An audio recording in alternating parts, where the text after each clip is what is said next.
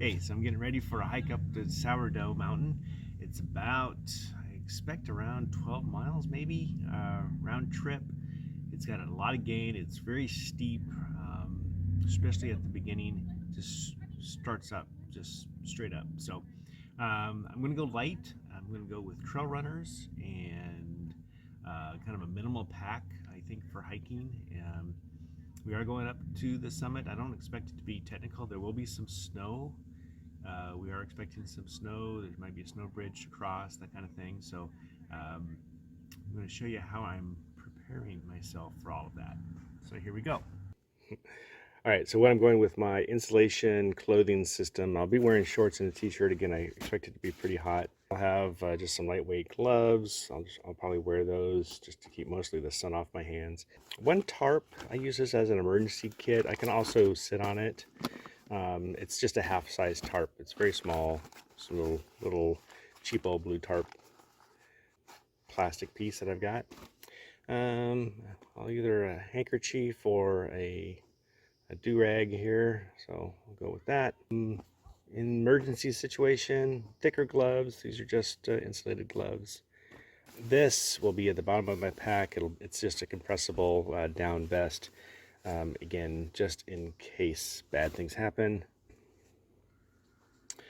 Flashlight. I'll put that in my clothing system there. Again, I won't need that unless something bad happens. I'll keep this. May need to wear this up at the top if it's particularly windy. It's just a very lightweight, very thin soft shell. I'll put that in my pack, and then I'll use a windbreaker system again if weather turns particularly nasty. There's a 0% chance of rain, so this is only be that 1 or 2% very low level chance of something actually like a thunderstorm or freak rain event happens. This will keep me relatively dry, but definitely not. I wouldn't say that something like this is particularly waterproof. Water resistive and windproof, or wind resistive at best. All right, so those are the clothes. Food, about 700-800 calories of fat and refined sugar, which is for me cookies. I'll probably add a candy bar to that just to be on the safe side, but I'm going pretty lightweight with food. I usually don't eat everything I bring, so again, I'm trying to optimize for going light versus bringing stuff I don't need. So go with that, and then 1.5 liters, that'll be filled and ready to go.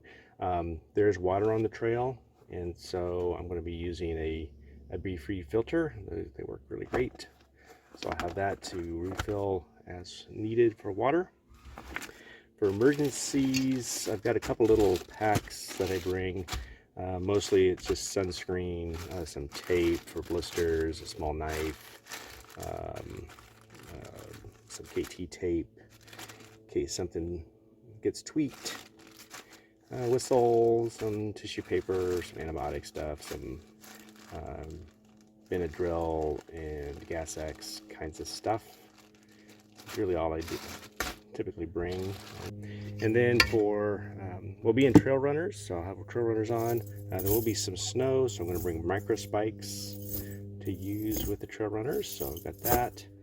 I've got a emergency communication device, an inReach, in case things go wrong or we need another help with another party, something like that. I'll have that because we don't have cell phone reception on top of the mountain, I don't believe. And then I'm going with a very lightweight ice axe. I don't think we're going to need them, but we are going to go up to the summit, and I did see a report that ice axe would be helpful a couple weeks ago. So I'm going to have a pole. I'll be using poles, but I'll bring this just on the safe side. Again, this would be only if we had a particularly steep kind of sketchy slope that we wanted extra protection on. I'll bring I call that like a half axe, just a mini axe. All right, I think that's all I'm bringing. Let's see how it fits inside the pack. Okay, so let's get this stuff packed up. I'll keep all of my clothing in a bag. usually what I'll do, I'll put the stuff that I will likely not ever really need all the way at the bottom, and things that I may want to grab a little bit closer on the top. So I can press this down to about that size. The gloves will go into the top of my bag. This, I'll just put in the bag at the bottom. Again, I don't think I'm going to need it. And this will go at the bottom of the bag. Again, I probably won't be grabbing that very much.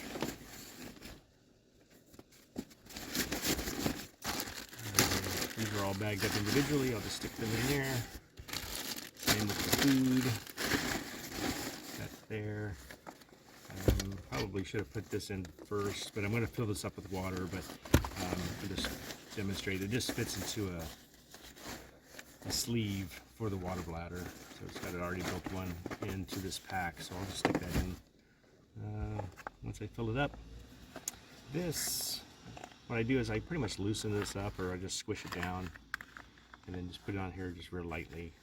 So stick that in. These are kind of dirty. Once they get, I use them, I leave them on the outside of my pack, usually because they're wet and full of mud. But they carry at the beginning, I usually just wrap them up like this, again the spikes, so they don't catch on anything. Stick that in there. This will go on the outside pouch. And then this is why you always want to look for this. If you have a pack and you wonder what this little doohickey loop thing is at the bottom, you should always have a pack that has one of these, because that's where this goes. And the way you do this is that you just put it in tail first at the top, like that. It hangs down, right?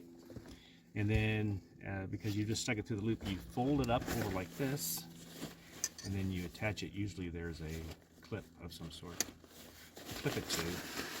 And now it just holds on the outside, and shake it around, and it doesn't move. So, and for whatever reason, if the reason why you do it this way is that if this was to ever come unclipped, which it wouldn't, but if it did, all this would do is that this would fall down, and you wouldn't lose your axe. It would still be attached to your pack, and you would notice it. So, and that's that.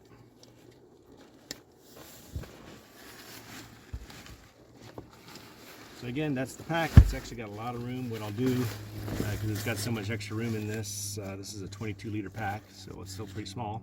That'll be like, you know, what I'm not showing is my camera, GoPro, wallet, phone, that kind of stuff. Those all things will have lots of room in this pack to put those extras in here.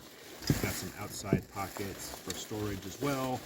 So this is actually very lightweight. I would say without water, this is weighing about 7 pounds, 7, 8 pounds is what it feels like to me. Oh, forgot that flashlight.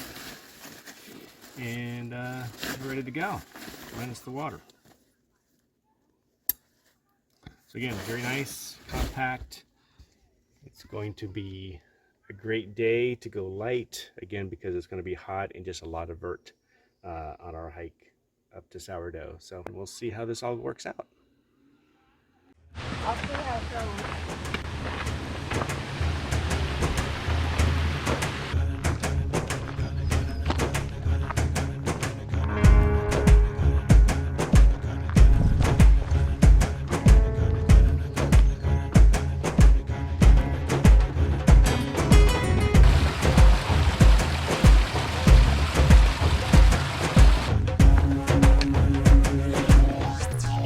Snow bridge is through here somewhere. Yeah, there's definitely snow. There, it looks thicker there, maybe. You think that one? Looks thicker here. Okay. Yeah, it's fine. What could go wrong? One at a time. Okay. That might be sketchy in the afternoon. Now where do you go? I think it's fine. I don't know. You got to go cross country now. I don't know. Through the bushes. Through the bushes. What Bushwhack. about through there? You want to go through here? Or through here? Through there. Through here?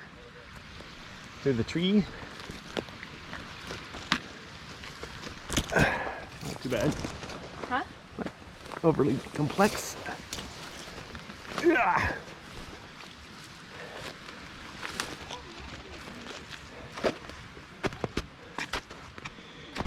We got another snow bridge, just so you know.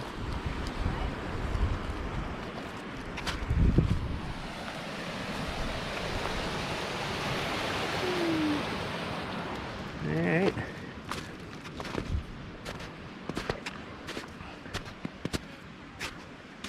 I didn't make it up there.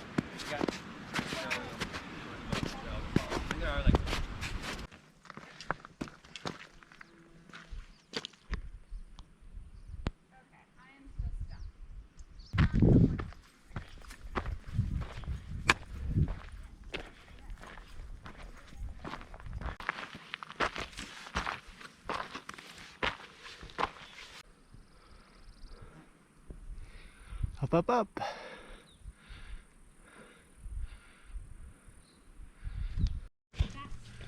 All right, so we're just past a guy coming down. And you sit up a quarter mile, there's a bear off to the side of the trail eating berries. So we're gonna make a little bit of talking noise just to make sure we don't sneak up on him. But seems like he's pretty content whatever he's doing.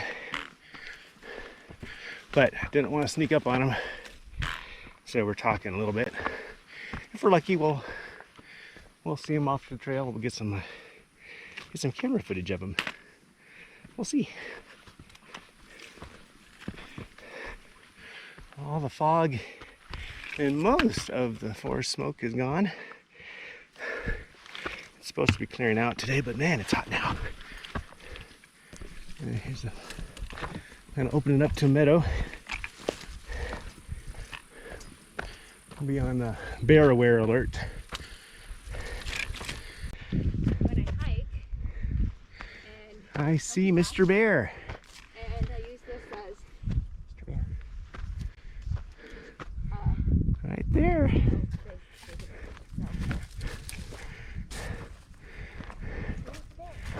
There. Oh, he's a pretty one. Jason, this is the best day of my life. Oh my god. Hey, Mr. Bear. Mr. Bear. Just walking by, minding our own business. It's right up here in these bushes. Oh, bear, oh, bear. Oh, he's a pretty one. Right? He's a pretty bear.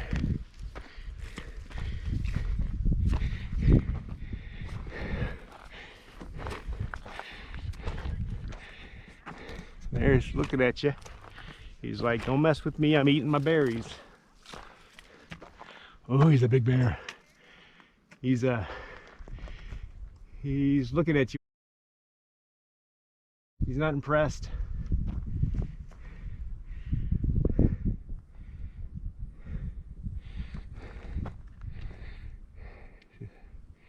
He's a big guy.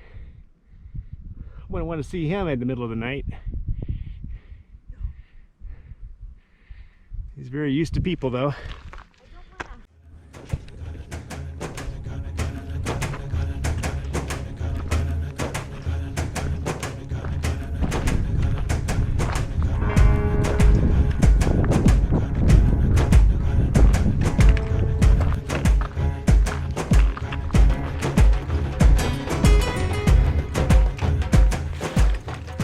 Looks like we're up to the ridge.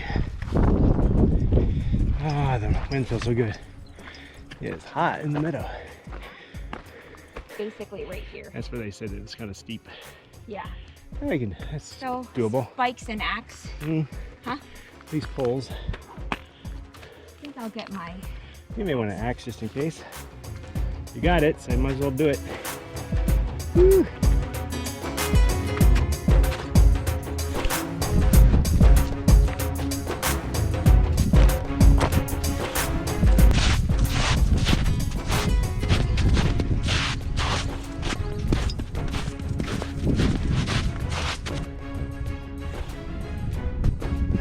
Try this little bushwhack here off the cliff.